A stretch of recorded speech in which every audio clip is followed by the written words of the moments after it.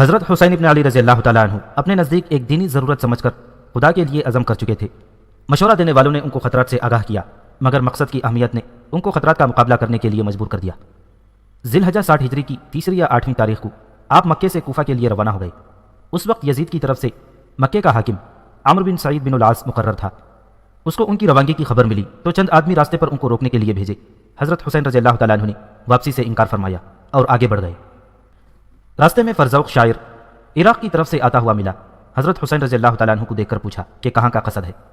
حضرت حسین رضی اللہ تعالیٰ عنہ نے بات کاٹ کر ان سے پوچھا کہ یہ تو بتلاؤ کہ اہل عراق و کوفہ کو تم نے کس حال میں چھوڑا ہے۔ فرزوق نے کہا، اچھا ہوا آپ نے ایک واقف حال تجربے کار سے بات پوچھی۔ میں آپ کو بتاتا ہوں، اہل عراق کے قلوب تو آپ کے ساتھ ہیں، مگر ان کی تلواریں بنی امیہ کے ساتھ ہیں، اور تقدیر آسمان سے نازل ہوتی ہے، اور اللہ تعالیٰ جو چاہتا ہے کرتا ہے۔ حضرت حسین رضی اللہ تعالیٰ عنہ نے فرمایا کہ تم سچ کہتے ہو، اللہ ہی کے ہاتھ میں ہے، تمام کام وہ جو چاہتا ہے کرتا ہے، اور ہمارا رب ہر روز نئی شان میں ہے۔ اگر تقدیر الہی ہماری مراد کے موافق ہوئی تو ہم اللہ تعالیٰ کا شکر کریں گے، اور ہم شکر کرنے میں بھی اس کی اعانت طلب کرتے ہیں کہ ادائے شکر کی توفیق دے، اور اگر تقدیر الہی ہماری مراد میں حائل ہو گئی تو وہ شخص خطا پر نہیں جس کی نیت حق کی حمایت ہو اور جس کے دل میں خوف خدا ہو۔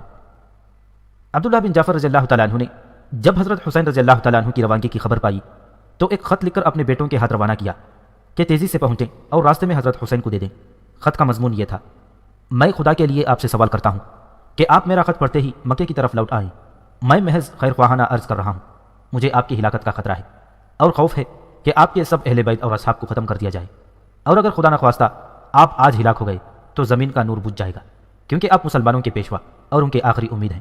آپ چلنے میں جلدی نہ کریں، اس خط کے پیچھے میں خود بھی آ رہا ہوں، میرا انتظار فرمائیں، والسلام۔ یہ خط لکھ کر عبداللہ بن جعفر رضی اللہ تعالیٰ عنہ نے پہلے یہ کام کیا کہ یزید کی طرف سے والی مکہ عمر بن سعید کے پاس تشریف لے گئے اور اس سے کہا کہ آپ حضرت حسین رضی اللہ تعالیٰ عنہ کے لیے ایک پروانہ امان لکھ کر دیں، اور ان سے اس کا بھی وعدہ تحریری دے دیں کہ اگر وہ واپس آ جائیں تو ان کے ساتھ مکے میں اچھا سلوک کیا جائے گا۔ عامل مکہ عمرو بن سعید نے پروانہ لکھ دیا اور عبداللہ بن جعفر رضی اللہ تعالیٰ عنہ کے ساتھ اپنے بھائی یحییٰ بن سعید کو بھی حضرت حسین کی طرف بھیجا۔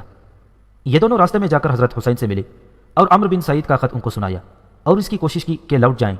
اس وقت حضرت حسین ابن علی رضی اللہ تعالیٰ عنہ نے ان کے سامنے اپنے اس عزم کی ایک وجہ بیان کی کہ میں نے رسول اللہ صلی اللہ علیہ وسلم کو خواب میں دیکھا ہے اور مجھے آپ کی طرف سے ایک حکم دیا گیا ہے، میں اس حکم کی بجا آوری کے لیے جا رہا ہوں، خواہ مجھ پر کچھ بھی گزر جائے۔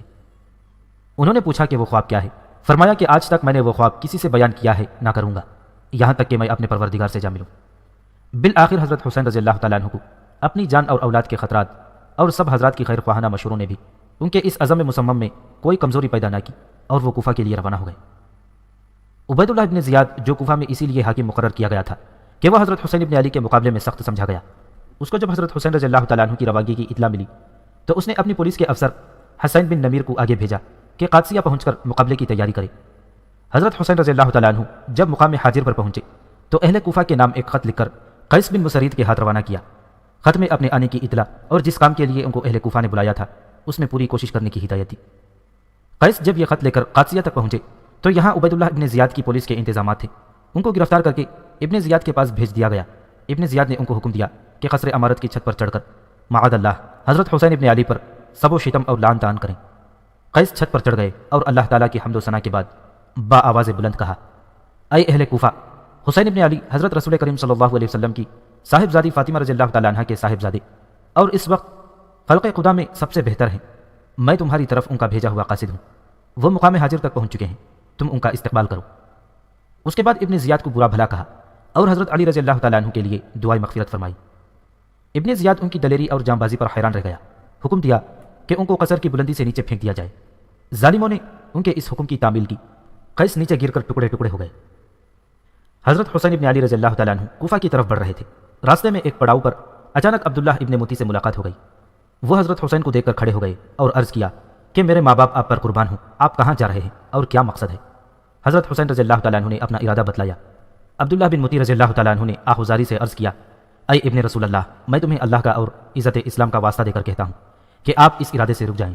میں آپ کو اللہ کی قسم دیتا ہوں اور حرمت قریش اور حرمت عرب کا واسطہ دیتا ہوں کہ اگر آپ بنی امیہ سے ان کے اقتدار کو لینا چاہیں گے تو وہ آپ کو قتل کر دیں گے، اور اگر خدا نخواستہ انہوں نے آپ کو قتل کر ڈالا تو پھر دنیا میں کوئی ایسا نہ رہے گا جس سے ان کو کوئی خوف ہو۔ بخدا آپ کی بقا کے ساتھ اسلام کی اور قریش کی اور پورے عرب کی حرمت و عزت وابستہ ہے۔ آپ ایسا ہرگز نہ کریں اور کوفہ نہ جائیں، اپنی جان کو بنی امیہ کے حوالے نہ کریں۔ مگر حضرت حسین رضی اللہ تعالیٰ عنہ نے اپنا ارادہ ملتوی نہ کیا اور کوفہ کی طرف روانہ ہو گئے۔ جیسا کہ پہلے ذکر ہو چکا ہے کہ مسلم بن عقیل رضی اللہ تعالیٰ عنہ نے محمد بن اشعث سے یہ عہد لیا تھا کہ ان کے حالات کی اطلاع حضرت حسین رضی اللہ تعالیٰ عنہ کو پہنچا کر ان کو راستے سے واپس کرا دیں، اور محمد بن اشعث نے وعدے کے مطابق آدمی بھیج کر اس کی اطلاع کرائی۔ یہ خط اور پھر ان کے قتل کی اطلاع دوسرے ذرائع سے حضرت حسین کو مقام ثعلبیہ میں پہنچ کر ملی۔ یہ خبر سن کر حضرت حسین کے بعض ساتھیوں نے بھی ان سے بااصرار عرض کیا کہ خدا کے لیے آپ اب یہیں سے لوٹ جائیں، کیونکہ کوفہ میں آپ کا کوئی ساتھی اور مددگار نہیں، بلکہ ہمیں قوی اندیشہ ہے کہ کوفہ کے یہی لوگ جنہوں نے دعوت دی تھی آپ کے مقابلے پر آ جائیں گے۔ مگر یہ بات سن کر بنو عقیل سب کھڑے ہو گئے اور کہنے لگے کہ واللہ ہم مسلم بن عقیل رضی اللہ تعالیٰ عنہ کا قصاص لیں گے یا انہی کی طرح اپنی جان دے دیں گے۔ حضرت حسین بن علی رضی اللہ تعالیٰ عنہ بھی اب یہ تو سمجھ چکے تھے کہ کوفہ میں ان کے لیے کوئی گنجائش نہیں اور نہ اس دینی مقصد کا اب کوئی امکان ہے جس کے لیے یہ آئینی عزم لے کر چلے تھے، لیکن بنو عقیل کے اس اصرار اور مسلم بن عقیل رضی اللہ تعالیٰ عنہ کے تازہ صدمے سے متاثر ہو کر فرمایا کہ اب ان کے بعد زندگی میں کوئی خیر نہیں، اور ساتھیوں میں سے بعض نے یہ بھی کہا کہ آپ مسلم بن عقیل نہیں، آپ کی شان کچھ اور ہے، ہمیں امید ہے کہ جب اہل کوفہ آپ کو دیکھیں گے تو آپ کے ساتھ ہو جائیں گے۔ یہاں تک کہ پھر آگے بڑھنا طے کر کے سفر کیا گیا اور مقام زیالہ پہنچ کر پڑاؤ ڈالا۔ راستے میں جس مقام پر حضرت حسین بن علی رضی اللہ تعالیٰ عنہ کا گزر ہوتا اور ان کا قصد معلوم ہوتا تھا، ہر مقام سے کچھ لوگ ان کے ساتھ ہو جاتے تھے، یہاں بھی کچھ لوگ ساتھ ہو لیے۔ مقام زیالہ پر پہنچ کر یہ خبر ملی کہ آپ کے رضائی بھائی عبداللہ ابن القیت، جن کو راستے میں مسلم بن عقیل رضی اللہ تعالیٰ عنہ کی طرف بھیجا تھا، وہ بھی قتل کر دیے گئے۔ یہ خبریں پانے کے بعد حضرت حسین بن علی رضی اللہ تعالیٰ عنہ نے اپنے ساتھیوں کو جمع کر کے فرمایا کہ اہل کوفہ نے ہمیں دھوکہ دیا ہے اور ہمارے متابعین ہم سے پھر گئے ہیں، اب جس کا جی چاہے واپس ہو جائے، میں کسی کی ذمہ داری اپنے سر نہیں لینا چاہتا۔ اس اعلان کے ساتھ راستے سے ساتھ ہونے والے بدوی لوگ سب ان کا ساتھ چھوڑ کر چل دیے، اور اب حضرت حسین رضی اللہ تعالیٰ عنہ کے ساتھ صرف وہی لوگ تھے جو مکے سے ان کے ساتھ آئے تھے۔ یہاں سے روانہ ہو کر مقام عقبہ پر پہنچے تو ایک عرب ملے اور کہا کہ میں آپ کو خدا کی قسم دیتا ہوں کہ آپ لوٹ جائیں، آپ نیزوں، بھالوں اور تلواروں کی طرف جا رہے ہیں۔ جن لوگوں نے آپ کو بلایا ہے، اگر وہ خود اپنے دشمنوں سے نمٹتے اور ان کو اپنے شہر سے نکال کر آپ کو بلاتے تو وہاں جانا ایک صحیح رائے ہوتی، لیکن اس حال میں کسی طرح آپ کا جانا مناسب نہیں۔ حضرت حسین رضی اللہ تعالیٰ عنہ نے فرمایا کہ تم جو کچھ کہہ رہے ہو مجھ پر بھی پوشیدہ نہیں، لیکن تقدیر الہی پر کوئی غالب نہیں آ سکتا۔ حضرت حسین رضی اللہ تعالیٰ عنہ اور ان کے ساتھی چل رہے تھے کہ دوپہر کے وقت دور سے کچھ چیزیں حرکت کرتی نظر آئیں۔ غور کرنے پر معلوم ہوا کہ گھڑ سوار فوج ہے۔ یہ دیکھ کر حضرت حسین رضی اللہ تعالیٰ عنہ اور ان کے ساتھیوں نے ایک پہاڑی کے قریب پہنچ کر محاذ جنگ بنایا۔ یہ حضرت محاذ کی تیاری میں مصروف ہی تھے کہ 1000 گھڑ سوار فوج حر بن یزید کی قیادت میں مقابلے پر آ گئی اور ان کے مقابلے پر آ کر پڑاؤ ڈال دیا۔ حضرت حسین رضی اللہ تعالیٰ عنہ نے اپنے اصحاب سے فرمایا کہ سب لوگ خوب پانی پی کر اور گھوڑوں کو پانی پلا کر سیراب ہو جاؤ۔ حر بن یزید کو حسین بن نمیر نے 1000 سواروں کی فوج دے کر قادسیہ سے بھیجا تھا۔ یہ اور اس کا لشکر آ کر حضرت حسین رضی اللہ تعالیٰ عنہ کے مقابل ٹھہر گئے، یہاں تک کہ ظہر کی نماز کا وقت آ گیا۔ حضرت حسین رضی اللہ تعالیٰ عنہ نے اپنے مؤذن کو اذان دینے کا حکم دیا اور سب نماز کے لیے جمع ہو گئے تو حضرت حسین رضی اللہ تعالیٰ عنہ نے فریق مقابل کو سنانے کے لیے ایک تقریر فرمائی، جس میں حمد و صلات کے بعد فرمایا، اے لوگوں، میں اللہ تعالیٰ کے سامنے اور تمہارے سامنے یہ عذر رکھتا ہوں کہ میں نے اس وقت تک یہاں آنے کا ارادہ نہیں کیا جب تک تمہارے بے شمار خطوط اور وفود میرے پاس نہیں پہنچے، جن میں بیان کیا گیا تھا کہ اس وقت تک ہمارا کوئی امام اور امیر نہیں، آپ آ جائیں تو امید ہے کہ اللہ تعالیٰ آپ کو ہماری ہدایت کا ذریعہ بنا دے۔ میں تمہارے بلانے پر آ گیا، اب اگر تم اپنے وعدوں اور عہدوں پر قائم ہو تو میں تمہارے شہر کوفہ میں جاتا ہوں، اور اگر اب تمہاری رائے بدل گئی ہے اور میرا آنا تمہیں ناگوار ہے تو میں جہاں سے آیا تھا وہیں واپس چلا جاتا ہوں۔ تقریر سن کر سب خاموش رہے۔ حضرت حسین رضی اللہ تعالیٰ عنہ نے مؤذن کو اقامت کہنے کا حکم دیا اور حر بن یزید سے خطاب کر کے فرمایا کہ تم اپنے لشکر کے ساتھ علیحدہ نماز پڑھو گی یا ہمارے ساتھ؟ حر نے کہا، نہیں، آپ ہی نماز پڑھائیں، ہم سب آپ کے پیچھے نماز پڑھیں گے۔ حضرت حسین بن علی رضی اللہ تعالیٰ عنہ نے نماز ظہر پڑھائی اور پھر اپنی جگہ تشریف لے گئے۔ حر بن یزید اپنی جگہ چلے گئے۔ اس کے بعد نماز عصر کا وقت آیا تو پھر حضرت حسین بن علی نے نماز پڑھائی اور سب شریک جماعت ہوئے۔ عصر کے بعد پھر حضرت حسین رضی اللہ تعالیٰ عنہ نے ایک خطبہ دیا۔ خطبے میں حمد و ثنا کے بعد فرمایا، اے لوگوں، اگر تم اللہ سے ڈرو اور اہل حق کا حق پہچانو تو وہ اللہ تعالیٰ کی رضا کا سبب ہوگا۔ ہم اہل بیت اس خلافت کے لیے ان لوگوں سے زیادہ حقدار ہیں جو حق کے خلاف اس کا دعویٰ کرتے ہیں اور تم پر ظلم و جور کی حکومت کرتے ہیں، اور اگر تم ہمیں ناپسند کرتے ہو اور ہمارے حق میں جاہل ہو اور اب تمہاری رائے وہ نہیں رہی جو تمہارے خطوط میں لکھی تھی اور تمہارے قاصدوں نے مجھ تک پہنچائی تھی تو میں لوٹ جاتا ہوں۔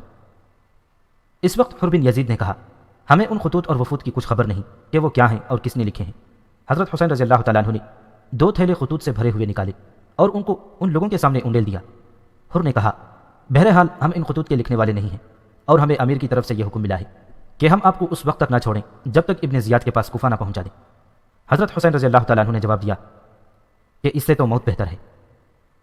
اس کے بعد حضرت حسین ابن علی رضی اللہ تعالیٰ عنہ نے اپنے ساتھیوں کو حکم دیا کہ سوار ہو جائیں اور واپس لوٹ جائیں، مگر اب حر بن یزید نے اس ارادے سے روکا تو حضرت حسین رضی اللہ تعالیٰ عنہ کی زبان سے نکلا، تمہاری ماں تمہیں روئے، تم کیا چاہتے ہو؟ حر بن یزید نے کہا، بخدا اگر تمہارے سوا کوئی دوسرا آدمی میری ماں کا نام لیتا تو میں اسے بتا دیتا اور اس کی ماں کا اسی طرح ذکر کرتا، لیکن تمہاری ماں کو برائی کے ساتھ ذکر کرنا کسی کی قدرت میں نہیں۔ حضرت حسین رضی اللہ تعالیٰ عنہ نے فرمایا کہ اچھا بتاؤ تمہارا ارادہ کیا ہے؟ حر بن یزید نے کہا کہ ارادہ یہ ہے کہ آپ کو ابن زیاد کے پاس پہنچا دوں۔ حضرت حسین رضی اللہ تعالیٰ عنہ نے فرمایا تو پھر میں تمہارے ساتھ ہرگز نہ جاؤں گا۔ حر نے کہا تو پھر میں بخدا آپ کو نہ چھوڑوں گا۔ کچھ دیر تک یہی رد و کد ہوتی رہی۔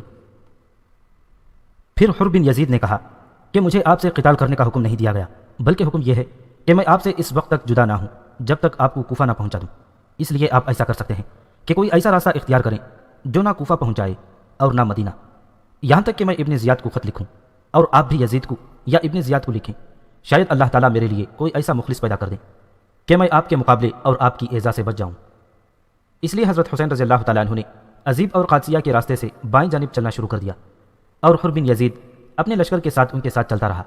اسی اثنا میں حضرت حسین رضی اللہ تعالیٰ عنہ نے پھر ایک خطبہ دیا جس میں حمد و ثنا کے بعد فرمایا، اے لوگوں، رسول اللہ صلی اللہ علیہ وسلم نے فرمایا ہے کہ جو شخص کسی ایسے بادشاہ کو دیکھے جو اللہ کے حرام کو حلال سمجھے اور اللہ کے عہد کو توڑے، سنت رسول اللہ صلی اللہ علیہ وسلم کی مخالفت کرے، اللہ کے بندوں کے ساتھ گناہ اور ظلم کا معاملہ کرے، اور یہ شخص اس کے لیے ایسے افعال و اعمال دیکھنے کے باوجود کسی قول یا فعل سے اس کی مخالفت نہ کرے، تو اللہ تعالیٰ کے ذمہ ہے کہ اس کو بھی اسی ظالم بادشاہ کے ساتھ اسی کے مقام یعنی دوزخ میں پہنچا دے۔ اور آپ کو یہ بھی معلوم ہے کہ یزید اور اس کے عمراء و حکام نے شیطان کی پیروی کو اختیار کر رکھا ہے اور رحمان کی اطاعت کو چھوڑ بیٹھے ہیں اور زمین میں فساد پھیلا دیا ہے، حدود الہیہ کو معطل کر دیا، اسلامی بیت المال کو اپنی ملک سمجھ لیا، اللہ کے حرام کو حلال کر ڈالا اور حلال کو حرام ٹھہرا دیا، اور میں دوسروں سے زیادہ حقدار ہوں اور میرے پاس تمہارے خطوط اور وفود تمہاری بیعت کا پیغام لے کر پہنچے ہیں، اور یہ کہ تم میرا ساتھ نہ چھوڑو گے اور میری جان کو اپنی جانوں کے برابر سمجھو گے۔ اب اگر تم اپنی بیعت پر قائم ہو تو ہدایت پاؤ گے۔ میں رسول کریم صلی اللہ علیہ وسلم کی لخت جگر فاطمہ کا بیٹا ہوں، میری جان آپ لوگوں کی جانوں کے ساتھ اور میرے اہل و عیال آپ لوگوں کے اہل و عیال کے ساتھ، تم لوگوں کو میری اتباع کرنا چاہیے، اور اگر تم ایسا نہیں کرتے بلکہ میری بیعت کو توڑتے ہو اور میرے عہد سے پھر جاتے ہو تو وہ تم لوگوں سے کچھ بعید نہیں، کیونکہ یہی کام تم میرے باپ علی اور بھائی حضرت حسن اور چچازاد بھائی مسلم بن عقیل کے ساتھ کر چکے ہو، اور وہ آدمی بڑا فریب ہے جو تمہارے عہد و پیمان سے دھوکہ کھائے، سو تم نے خود اپنا آخرت کا حصہ ضائع کر دیا اور اپنے حق میں ظلم کیا، اور جو شخص بیعت کر کے توڑتا ہے وہ اپنا نقصان کرتا ہے، اور قریب ہے کہ اللہ تعالیٰ مجھے تم سے مستغنی فرما دے۔ والسلام۔ خود حر بن یزید نے خطبہ سن کر کہا کہ میں آپ کو اپنی جان کے بارے میں خدا کی قسم دیتا ہوں، کیونکہ میں یقین کے ساتھ جانتا ہوں کہ اگر آپ قتال کریں گے تو قتل کر دیے جائیں گے۔ حضرت حسین رضی اللہ تعالیٰ عنہ نے فرمایا، کیا تم مجھ کو موت سے ڈرانا چاہتے ہو؟ جو میں کہہ رہا ہوں اس پر توجہ نہیں دیتے۔ میں آپ کے جواب میں صرف وہی کہہ سکتا ہوں جو رسول اللہ صلی اللہ علیہ وسلم کی امداد کے لیے نکلنے والے ایک صحابی نے اپنے بھائی کی نصیحت کے جواب میں کہا تھا۔ بھائی نے اسے کہا کہ تم کہاں جاتے ہو؟ قتل کر دیے جاؤ گے۔ تو اس صحابی نے جواب میں یہ شعر پڑھے، میں اپنے ارادے کو پورا کروں گا، اور موت میں کسی جوان کے لیے کوئی آر نہیں کہ جب اس کی نیت خیر ہو اور مسلمان ہو کر جہاد کر رہا ہو، پھر اگر میں زندہ رہ گیا تو نادم نہ ہوں گا، اور اگر مر گیا تو قابل ملامت نہ ہوں گا، اور تمہارے لیے اس سے بڑی ذلت کیا ہے کہ ذلیل و خوار ہو کر زندہ رہو۔ حر بن یزید کچھ تو پہلے سے اہل بیت کا احترام دل میں رکھتا تھا، کچھ خطبوں سے متاثر ہو رہا تھا، یہ کلام سن کر ان سے علیحدہ ہو گیا اور ساتھ ساتھ چلنے لگا۔ اسی حال میں 4 آدمی کوفے سے حضرت حسین رضی اللہ تعالیٰ عنہ کے مددگار پہنچے، جن کا سردار طرحہ بن عدی تھا۔ حر بن یزید نے چاہا کہ انہیں گرفتار کر لے یا واپس کر دے، مگر حضرت حسین رضی اللہ تعالیٰ عنہ نے فرمایا کہ یہ میرے مددگار اور رفیق ہیں، ان کی ایسی ہی حفاظت کروں گا جیسے اپنی جان کی کرتا ہوں۔ حر بن یزید نے ان کو آنے کی اجازت دے دی۔ حضرت حسین رضی اللہ تعالیٰ عنہ نے ان لوگوں سے کوفہ کے حالات دریافت کیے۔ انہوں نے بتلایا کہ کوفہ کے جتنے سردار تھے ان سب کو بڑی بڑی رشوتیں دی گئی ہیں اور ان کے تھیلے بھر دیے گئے ہیں۔ اب وہ سب آپ کے مخالف ہیں، البتہ عوام کے قلوب آپ کے ساتھ ہیں، مگر اس کے باوجود جب مقابلہ ہوگا تو تلواریں ان کی بھی آپ کے مقابلے پر آ جائیں گی۔ طرحہ بن عدی جب حسین ابن علی رضی اللہ تعالیٰ عنہ کے ساتھیوں میں آ کر شامل ہوئے تو آپ نے عرض کیا کہ میں یہ دیکھتا ہوں کہ آپ کے ساتھ تو کوئی قوت اور جماعت نہیں، اگر آپ کے قتال کے لیے حر بن یزید کے موجودہ لشکر کے سوا کوئی بھی نہ آئے تب بھی آپ ان پر غالب نہیں آ سکتے، اور میں تو کوفہ سے نکلنے سے پہلے کوفہ کے سامنے آپ کے مقابلے پر آنے والا اتنا بڑا لشکر دیکھ چکا ہوں۔ جو اس سے پہلے کبھی میری آنکھ نے نہ دیکھا تھا۔ میں آپ کو خدا کی قسم دیتا ہوں کہ ایک بالش بھی ان کی طرف نہ بڑھے۔ آپ میرے ساتھ چلیں، میں آپ کو اپنے پہاڑ اعجا میں ٹھہرا دوں گا جو نہایت محفوظ قلعہ جیسا ہے۔ ہم نے ملوک غسان اور ضمیر اور لقمان بن منظر کے مقابلے میں اسی پہاڑ میں پناہ لی اور ہمیشہ کامیاب ہوئے۔ آپ وہاں جا کر مقیم ہو جائیں، پھر آجا اور سلمہ دونوں پہاڑوں پر بسنے والے قبیلہ طے کے لوگوں کو بلائیں۔ بخدا 10 دن نہ گزریں گے کہ اس قبیلے کے لوگ پیادہ اور سوار آپ کی مدد کے لیے آ جائیں گے۔ اس وقت اگر آپ کی رائے مقابلے ہی کی ہوئی تو میں آپ کے لیے 20,000 بہادر سپاہیوں کا ذمہ لیتا ہوں جو آپ کے سامنے اپنی بہادری کے جوہر دکھائیں گے، اور جب تک ان میں کسی ایک کی بھی آنکھ کھلی رہے گی کسی کی مجال نہیں کہ آپ تک پہنچ سکیں۔ حضرت حسین بن علی رضی اللہ تعالیٰ عنہ نے فرمایا کہ اللہ تعالیٰ آپ کو اور آپ کی قوم کو جزائے خیر عطا فرمائے، مگر ہمارے اور حر بن یزید کے درمیان ایک بات ہو چکی ہے۔ اب ہم اس کے پابند ہیں، اس کے ساتھ کہیں جا نہیں سکتے، اور ہمیں کچھ پتہ نہیں کہ ہمارے ساتھ کیا ہونے والا ہے۔ ترمح بن عدی رخصت ہو گئے اور اپنے ساتھ سامان رسد لے کر دوبارہ آنے کا وعدہ کر کے گئے، اور پھر آئے بھی، مگر راستے میں حضرت حسین کی شہادت کی غلط خبر سن کر لوٹ گئے۔ اس طرف حضرت حسین چلتے رہے اور نصر بنی مقاتل تک پہنچ گئے۔ یہاں پہنچ کر آپ کو ذرا غنودگی ہوئی تو انا للہ و انا الیہ راجعون کہتے ہوئے بیدار ہوئے۔ آپ کے صاحبزادے علی اکبر رضی اللہ تعالیٰ عنہ نے سنا تو گھبرا کر سامنے آئے اور پوچھا، ابا جان کیا بات ہے؟ آپ نے فرمایا، میں نے خواب میں دیکھا کہ کوئی گھوڑ سوار میرے پاس آیا اور اس نے کہا کہ کچھ لوگ چل رہے ہیں اور ان کی موتیں ان کے ساتھ چل رہی ہیں۔ اس سے میں سمجھا کہ یہ ہماری موت ہی کی خبر ہے۔ صاحبزادے نے عرض کیا کہ ابا جان کیا ہم حق پر نہیں؟ آپ رضی اللہ تعالیٰ عنہ نے فرمایا، قسم ہے اس ذات کی جس کی طرف سب بندگان خدا کا رجوع ہے کہ بلا شبہ ہم حق پر ہیں۔ صاحبزادے نے عرض کیا، پھر ہمیں کیا ڈر ہے جب کہ ہم حق پر مر رہے ہیں؟ حضرت حسین نے ان کو شاباش دی اور فرمایا کہ اللہ تعالیٰ تم کو جزائے خیر عطا فرمائے، تم نے اپنے باپ کا صحیح حق ادا کیا ہے۔ اس کے بعد حضرت حسین بن علی رضی اللہ تعالیٰ عنہ پھر روانہ ہوئے۔ مقام نینوی تک پہنچے تو ایک سوار کوفہ کی طرف سے آتا ہوا نظر آیا۔ یہ سب اس کے انتظار میں اتر گئے۔ اس نے آ کر حر بن یزید کو سلام کیا، حضرت حسین رضی اللہ تعالیٰ عنہ کو سلام بھی نہ کیا، اور حر کو ابن زیاد کا ایک خط پہنچایا جس میں لکھا تھا، جس وقت تمہیں میرا یہ خط ملے تم حسین پر میدان تنگ کر دو اور ان کو کھلے میدان کے سوا کسی پناہ کی جگہ میں نہ اترنے دو، اور ایسے میدان کی طرف لے جاؤ جہاں پانی نہ ہو، اور میں نے اپنے اس قاصد کو حکم دیا ہے کہ جب تک میرے اس حکم کی تعمیل نہ کر دو گے تمہارے ساتھ رہے گا۔ یہ خط پڑھ کر کہ حر بن یزید نے اس کا مضمون حضرت حسین کو سنا دیا اور اپنی مجبوری ظاہر کی کہ اس وقت میرے سر پر جاسوس مسلط ہے، میں کوئی مصالحت نہیں کر سکتا۔ اس وقت حضرت حسین رضی اللہ تعالیٰ عنہ کے ساتھیوں میں سے ظہیر بن القین رضی اللہ تعالیٰ عنہ نے عرض کیا کہ آپ دیکھ رہے ہیں کہ ہر آنے والی گھڑی مشکلات میں اضافہ کر رہی ہے، اور ہمارے لیے موجودہ لشکر سے قتال کرنا آسان ہے بنسبت اس کے جو اس کے بعد آئے گا۔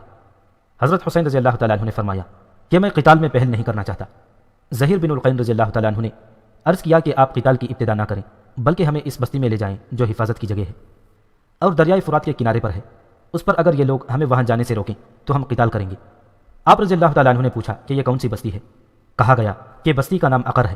آپ رضی اللہ تعالیٰ عنہ نے فرمایا کہ میں عقر سے خدا کی پناہ مانگتا ہوں۔ عقر کے لفظی معنی ہیں ہلاکت کے۔ ابھی یہ حضرات اسی گفتگو میں تھے کہ عبید اللہ ابن زیاد نے عمر بن سعد کو مجبور کر کے 4000 فوج کے ساتھ مقابلے کے لیے بھیج دیا۔ عمر بن سعد نے ہر جن چاہا کہ اس کو حضرت حسین کے مقابلے کی مصیبت سے نجات مل جائے، مگر ابن زیاد نے کوئی بات نہ سنی اور ان کو مقابلے کے لیے بھیج دیا۔ عمر بن سعد یہاں پہنچا تو حضرت حسین نے کوفہ آنے کی وجہ پوچھی۔ آپ نے پورا واقعہ بتلایا اور یہ کہ میں اہل کوفہ کا بلایا ہوا ہوں، اگر اب بھی ان کی رائے بدل گئی تو واپس جانے کے لیے تیار ہوں۔ عمر بن سعد نے ابن زیاد کو اس مضمون کا خط لکھا کہ حسین رضی اللہ تعالیٰ عنہ واپس جانے کے لیے تیار ہیں۔ ابن زیاد نے جواب دیا کہ حسین کے سامنے صرف ایک بات رکھو کہ یزید کے ہاتھ پر بیعت کریں، جب وہ ایسا کر لیں تو پھر ہم غور کر لیں گے کہ ان کے ساتھ کیا معاملہ کیا جائے۔ اور عمر کو حکم دیا کہ حسین رضی اللہ تعالیٰ عنہ اور ان کے رفقا پر پانی بالکل بند کر دو۔ یہ واقعہ حضرت حسین کی شہادت سے 3 روز پہلے کا ہے۔ ان حضرات پر پانی بالکل بند کر دیا گیا، یہاں تک کہ جب یہ سب حضرات پیاس سے پریشان ہو گئے تو حضرت حسین نے اپنے بھائی عباس بن علی کو 30 سوار اور 30 پیادوں کے ساتھ پانی لانے کے لیے بھیج دیا۔ پانی لانے کے دوران عمر بن سعد کی فوج سے مقابلہ بھی ہوا، مگر بالآخر وہ 20 مشکیزیں پانی کے بھر کر لائے۔ اس کے بعد حضرت حسین بن علی رضی اللہ تعالیٰ عنہ نے عمر بن سعد کے پاس پیغام بھیجا کہ آج رات کو ہماری ملاقات اپنے اپنے لشکر کے ساتھ ہو جانی چاہیے تاکہ ہم سب کے سامنے گفتگو کریں۔ عمر بن سعد اس پیام کے مطابق رات کو ملے۔ حضرت حسین نے فرمایا کہ ہمارے بارے میں آپ 3 صورتوں میں سے کوئی اختیار کر لو۔ پہلی یہ کہ میں جہاں سے آیا ہوں وہیں واپس چلا جاؤں، دوسری یہ کہ میں یزید کے پاس پہنچ جاؤں اور خود اس سے اپنا معاملہ طے کروں، یا تیسری یہ کہ مجھے مسلمانوں کی کسی سرحد پر پہنچا دو، جو حال وہاں کے عام لوگوں کا ہوگا میں اسی میں بسر کروں گا۔ بعض لوگوں نے آخری 2 صورتوں کا انکار کیا کہ حضرت حسین رضی اللہ تعالیٰ عنہ نے یہ صورتیں پیش نہیں فرمائیں۔ عمر بن سعد نے حضرت حسین کی یہ تقریر سن کر عبید اللہ ابن زیاد کو خط لکھا، اللہ تعالیٰ نے جنگ کی آگ بجھا دی اور مسلمانوں کا کلمہ متفق کر دیا۔ مجھے حضرت حسین ابن علی نے 3 صورتوں کا اختیار دیا ہے اور ظاہر ہے کہ ان میں سے آپ کا مقصد پورا ہوتا ہے اور امت کی اس میں صلاح و فلاح ہے۔ عبید اللہ ابن زیاد بھی عمر بن سعد کے اس خط سے متاثر ہوا اور کہا کہ یہ خط ایک ایسے شخص کا ہے جو امیر کی اطاعت بھی چاہتا ہے اور اپنی قوم کی عافیت کا بھی خواہش مند ہے، ہم نے اس کو قبول کر لیا۔ شمر ذی الجوشن نے کہا کہ کیا آپ حسین کو مہلت دینا چاہتے ہیں کہ قوت حاصل کر کے پھر تمہارے مقابلے پر آئے؟ وہ اگر آج تمہارے ہاتھ سے نکل گئے تو پھر کبھی ان پر قابو نہ پا سکو گے۔ مجھے ان میں سے عمر بن سعد کی سازش معلوم ہوتی ہے، کیونکہ میں نے سنا ہے کہ وہ راتوں کو آپس میں باتیں کرتے ہیں۔ ہاں، آپ حسین کو اس پر مجبور کریں کہ وہ آپ کے پاس آ جائیں، پھر آپ چاہیں سزا دیں چاہیں معاف فرما دیں۔ ابن زیاد نے شمر کی رائے قبول کر کے عمر بن سعد کو اسی مضمون کا خط لکھا اور خود شمر ذی الجوشن ہی کے ہاتھ عمر بن سعد کے پاس بھیجا اور یہ ہدایت کر دی کہ اگر عمر بن سعد اس حکم کی تعمیل فوراً نہ کریں تو اس کو قتل کر دیا جائے اور اس کی جگہ تم خود لشکر کے امیر بن جاؤ۔ ابن زیاد کے خط کا مضمون یہ تھا، میں نے تمہیں اس لیے نہیں بھیجا کہ تم جنگ سے بچو یا ان کو مہلت دو یا ان کی سفارش کرو۔ اگر حسین اور ان کے ساتھی میرے حکم پر صلح کرنا اور میرے پاس آنا چاہتے ہیں تو ان کو صحیح سالم یہاں پہنچا دو، ورنہ ان سے جنگ کرو یہاں تک کہ ان کو قتل کرو، مسئلہ کرو، کیونکہ وہ اس کے مستحق ہیں۔ پھر قتل کے بعد ان کو گھوڑوں کی ٹاپوں میں رونٹ ڈالو۔ اگر تم نے ہمارے اس حکم کی تعمیل کی تو تم کو ایک فرما بردار کی طرح انعام ملے گا، اور اگر اس حکم کی تعمیل نہیں کرتے تو ہمارے لشکر کو فوراً چھوڑ دو اور چارج شمر کے سپرد کر دو، والسلام۔ شمر یہ حکم اور خط لے کر روانہ ہونے لگا تو اس کو خیال آیا کہ حضرت حسین کے ساتھیوں میں اور اس کے پھوپھیزاد بھائی عباس، عبداللہ، جعفر، عثمان بھی ہیں۔ ابن زیاد نے ان چاروں کے لیے امان حاصل کیا اور روانہ ہو گیا۔ شمر نے یہ پروانہ امان کسی قاصد کے ہاتھ ان چاروں بزرگوں کے پاس بھیج دیا۔ یہ پروانہ دے کر ایک زبان ہو کر بولے، ہمیں امان دیا جاتا ہے اور ابن رسول اللہ کو امن نہیں دیا جاتا، ہمیں تمہارے امان کی حاجت نہیں، اللہ کا امان تمہارے امان سے بہتر ہے، تجھ پر لعنت ہے اور تیری امان پر بھی۔ شمر یہ خط لے کر جب عمر بن سعد کے پاس پہنچا تو وہ سمجھ گئے کہ شمر کے مشورے سے یہ صورت عمل میں آئی ہے کہ میرا مشورہ رد کر دیا گیا ہے۔ اس کو کہا کہ تم نے بڑا ظلم کیا ہے، مسلمانوں کا کلمہ متفق ہو رہا تھا، اس کو ختم کر کے قتل و قتال کا بازار گرم کر دیا۔ بالآخر حضرت حسین رضی اللہ تعالیٰ عنہ کو یہ پیام پہنچایا گیا، آپ نے اس کو قبول کرنے سے انکار فرما دیا کہ اس ذلت سے موت بہتر ہے۔